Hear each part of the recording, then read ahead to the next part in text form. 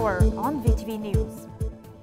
Prime Minister emphasizes breakthrough for agriculture in 2025. And enterprises make efforts to ensure TED employee bonus. In our world news, South Korean parliament votes to impeach acting president.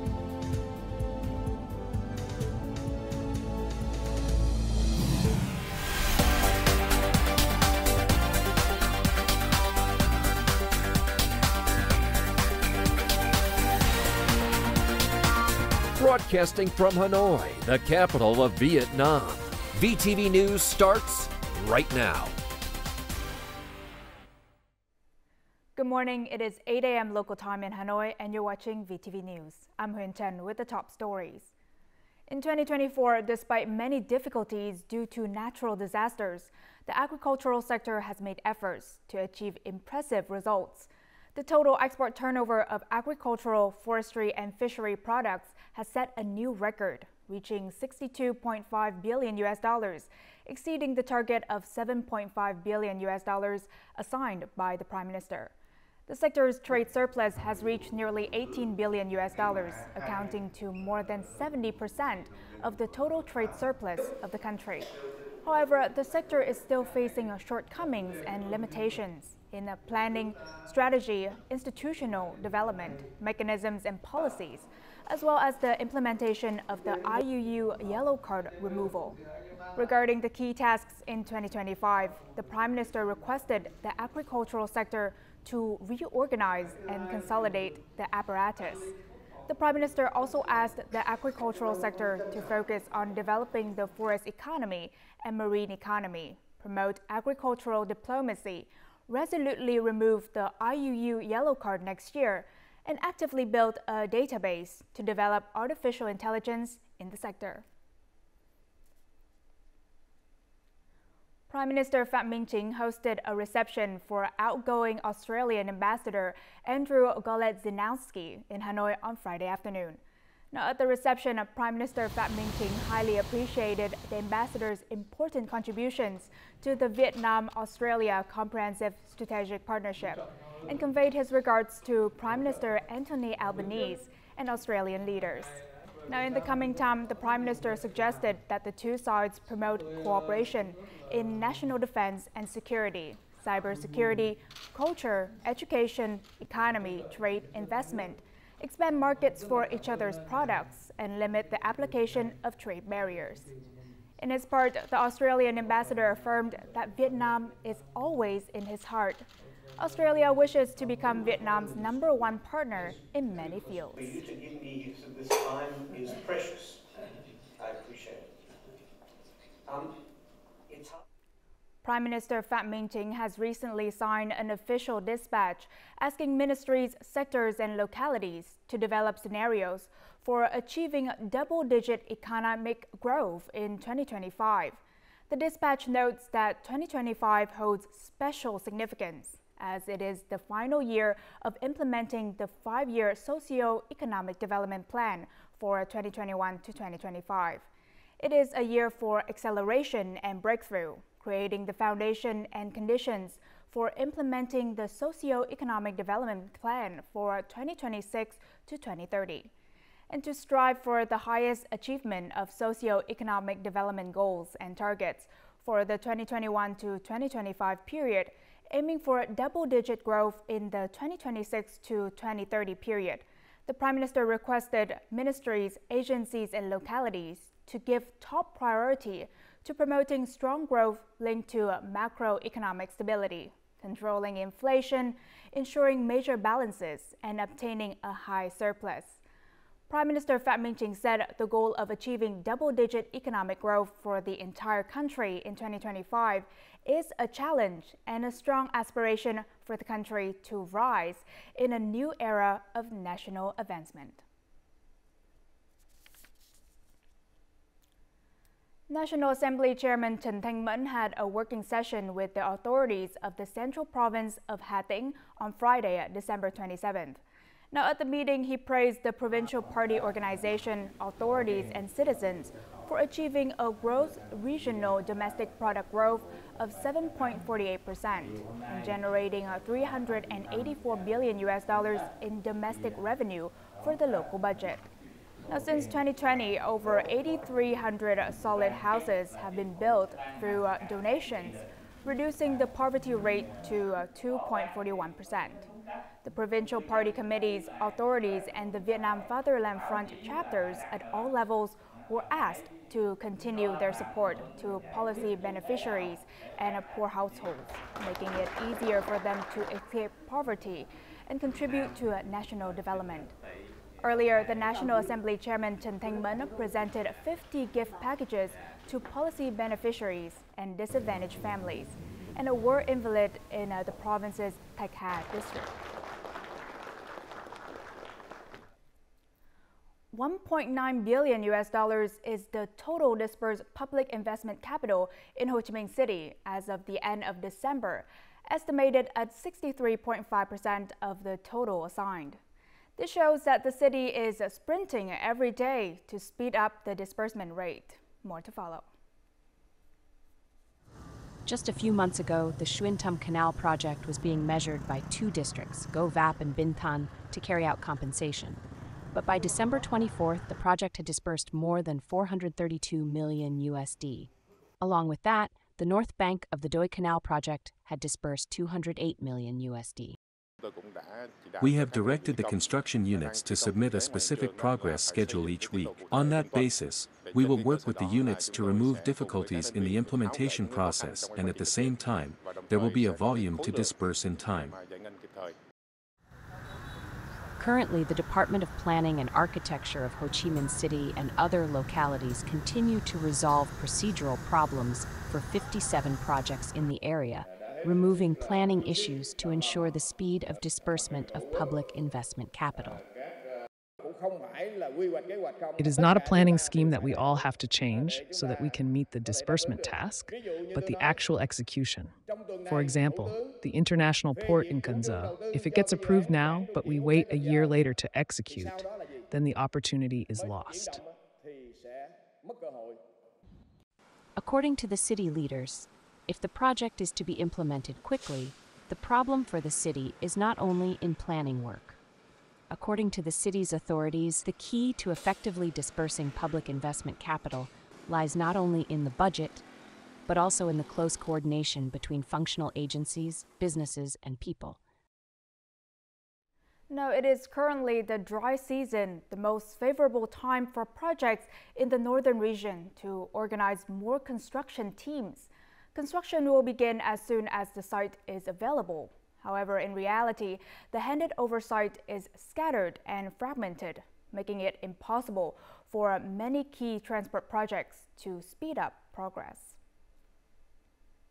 The intersection between two expressway projects, Hu Nghi Chi Lăng and Dong Dung Tra Linh, is located in Van Lang District, Lang Son Province.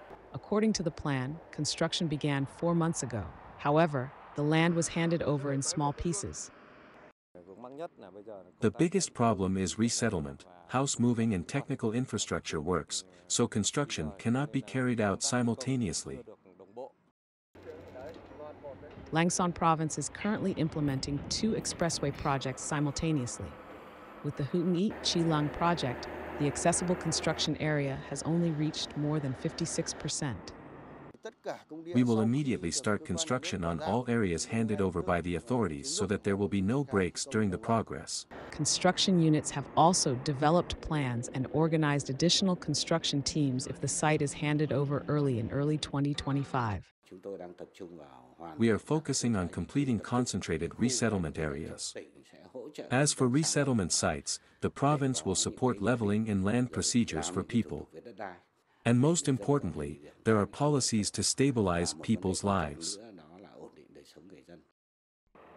Both Hu Nghi, Chi Lăng, and Dong Dung Tra Linh expressway projects are invested in the form of public-private partnership. Currently, investors are also aiming to complete the road surface by the end of 2025 and put it into operation in 2026. This is also a strategic link to complete the connection of the international economic corridor. groundbreaking ceremony for the construction of infrastructure of the headquarters of state management agencies was held on Friday at Thang Airport. The ecosystem includes many specialized inspection agencies in charge of importing and exporting goods, as well as entry and exit luggage at the airport. As part of the project, the infrastructure will be built on a scale of over 16,000 square meters, with a total investment of 337 billion Vietnam dong. It is expected to be completed before December 31st, 2025. Thang International Airport is a national key project, and its first phase will meet a capacity of 25 million passengers per year and 1.2 million tons of cargo per year. Now, as the Tet holidays approach, consumers are keeping a close eye on the availability and prices of festive goods. In response, businesses are boosting production to meet demand, with many choosing to increase output rather than raising prices. More in the following. The business has been ramping up production for Tet, increasing productivity by 30%. Despite facing higher costs, rather than raising prices, the company is focusing on expanding its production chain to reduce overall costs. We've raised output to compensate for the costs. More buyers mean more products sold. The business has committed to maintaining stable prices for essential foods throughout the Tet period, while also offering promotions and discounts. Their $2 billion investment in Tet production has been restructured to reduce costs, and the company has willingly reduced profit margins to keep prices low. With consumers tightening their budgets, sales dropped significantly in the first 3 quarters of the year. As a result, we have no choice but to implement promotions to boost consumption. The Ho Chi Minh City Department of Industry and Trade has invested approximately $2.5 billion to reserve Tet goods, stabilizing the market for the holiday. The stockpile has increased 4 to 6% compared to last year.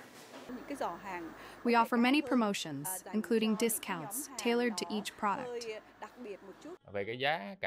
Businesses are offering goods that are 5% cheaper than similar products. The plans to stabilize Tet goods focus strongly on ensuring high-quality products at reasonable prices. Consumers can be confident there will be no shortages or price increases during the Tet holiday. Coming up next on VTV News. Enterprises make efforts to ensure Tet employee bonus. And Lai Châu province preserve and promotes weekly market.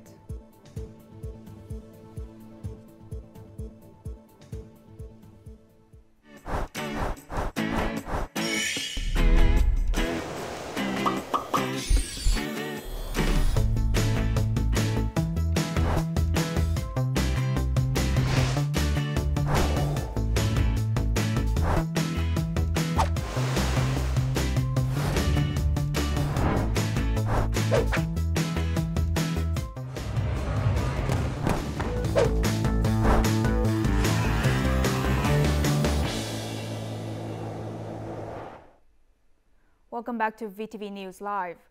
Overseas remittances into Vietnam have reached $16 billion in 2024. Now, according to the Deputy Prime Minister and Minister of Foreign Affairs, Thang, this figure is equivalent to the 2023s, when the country's remittances reached a record high after a period of slow growth due to COVID-19.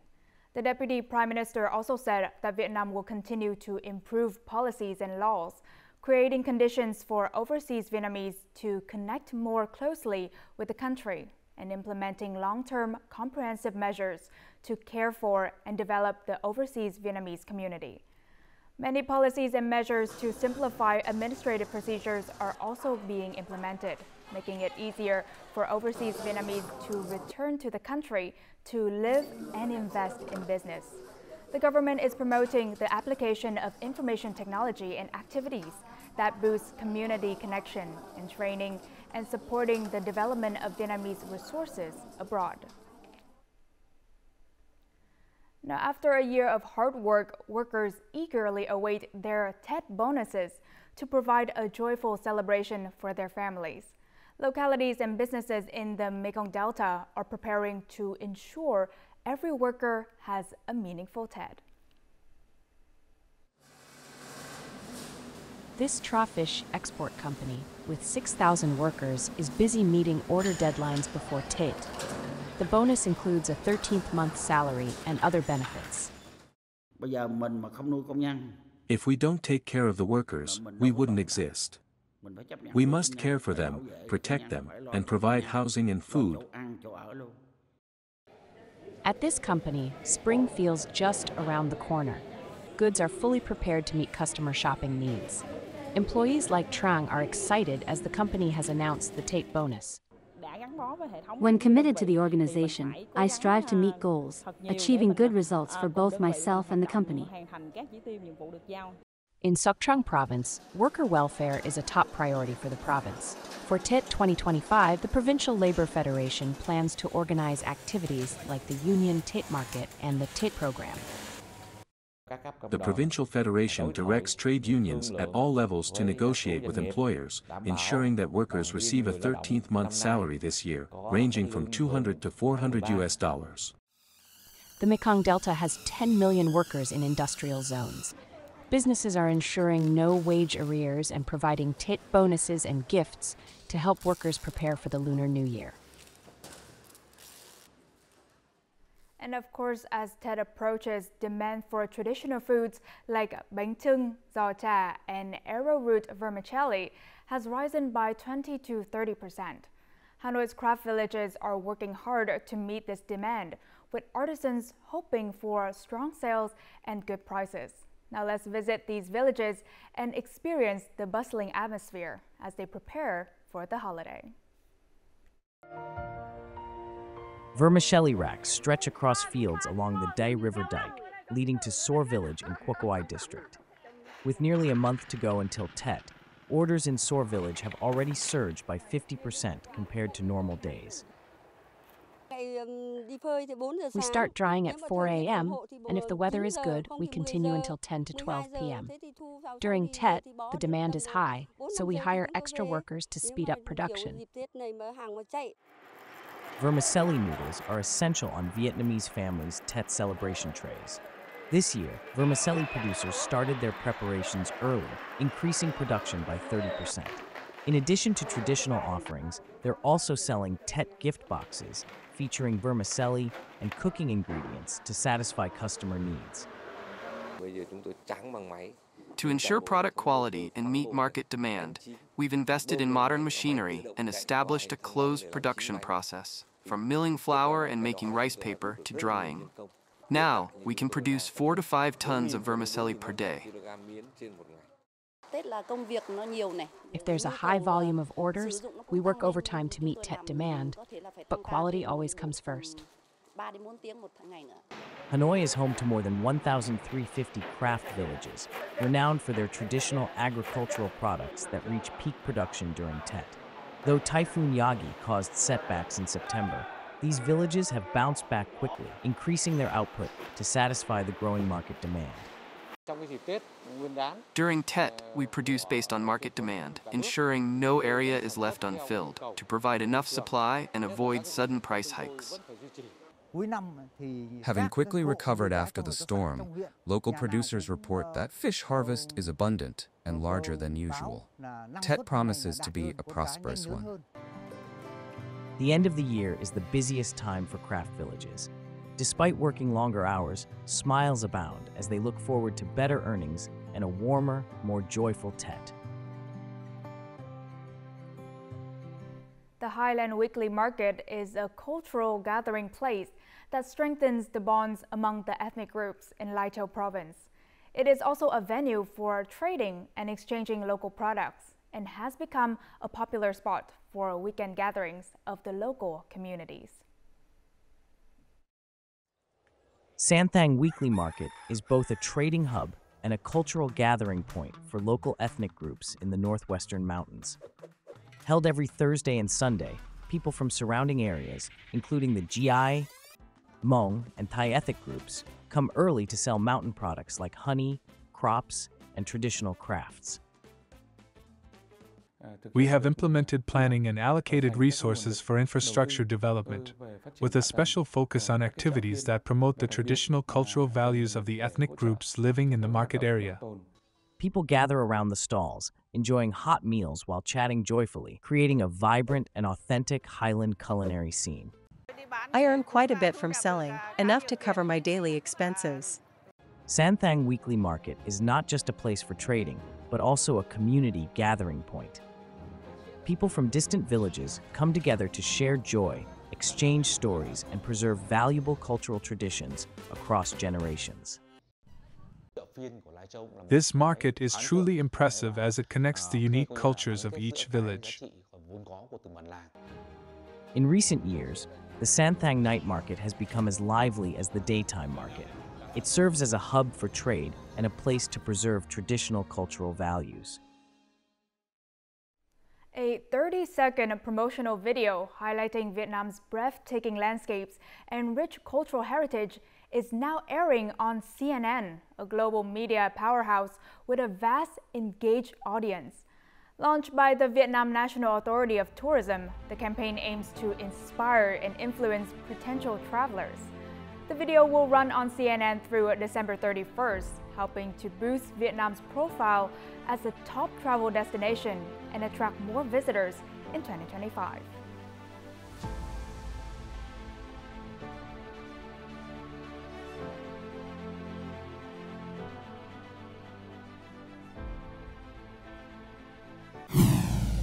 Coming up next in our world news. South Korean parliament votes to impeach acting president.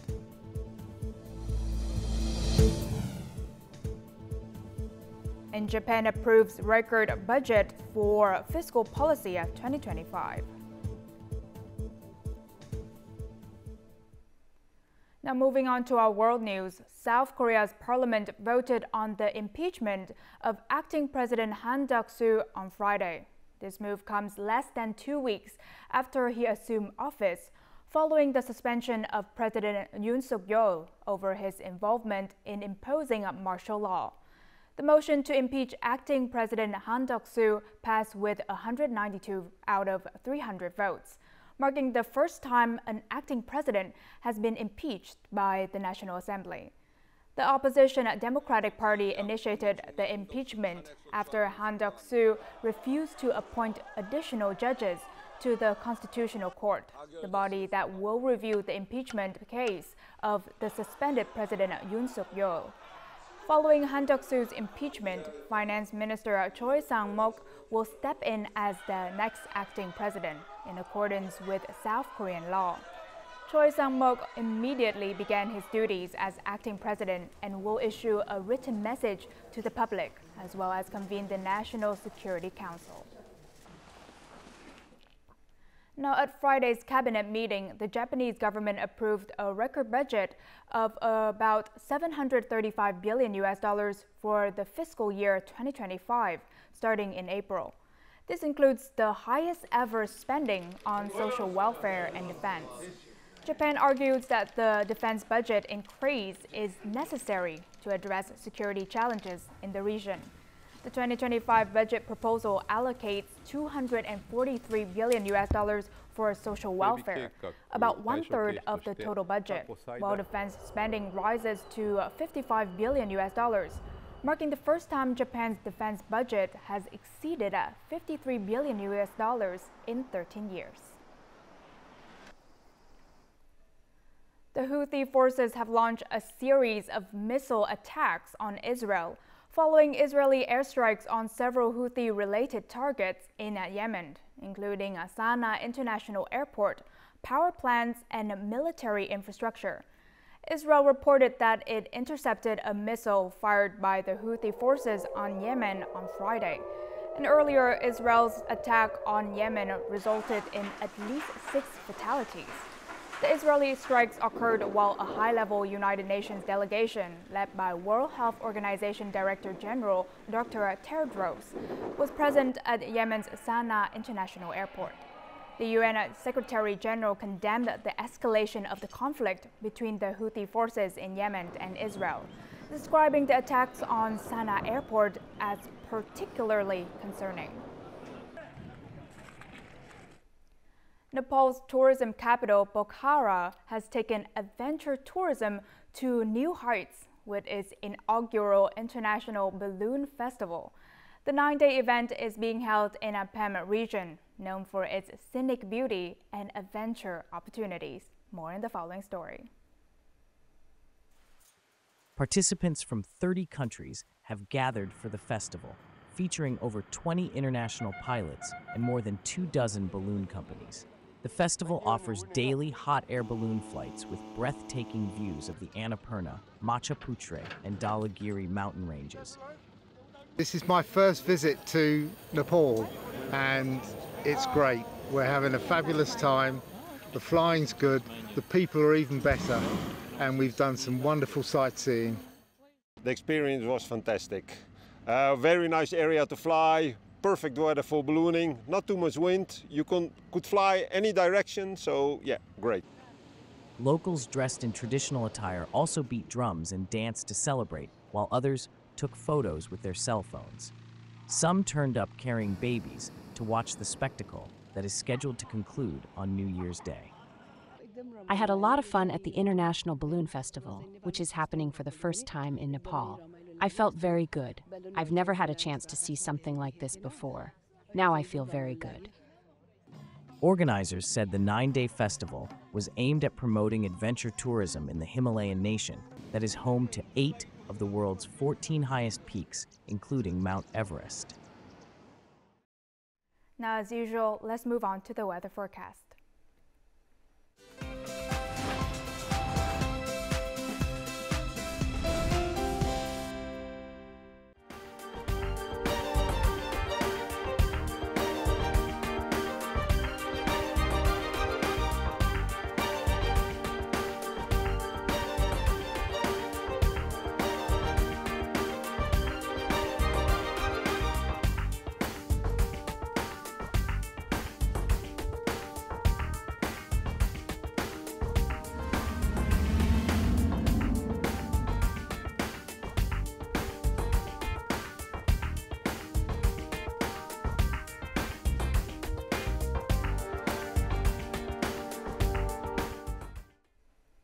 And that's all the news we have for this hour. To rewatch our program, you can download our mobile app VTVgo or check out our YouTube channel VTV4Go.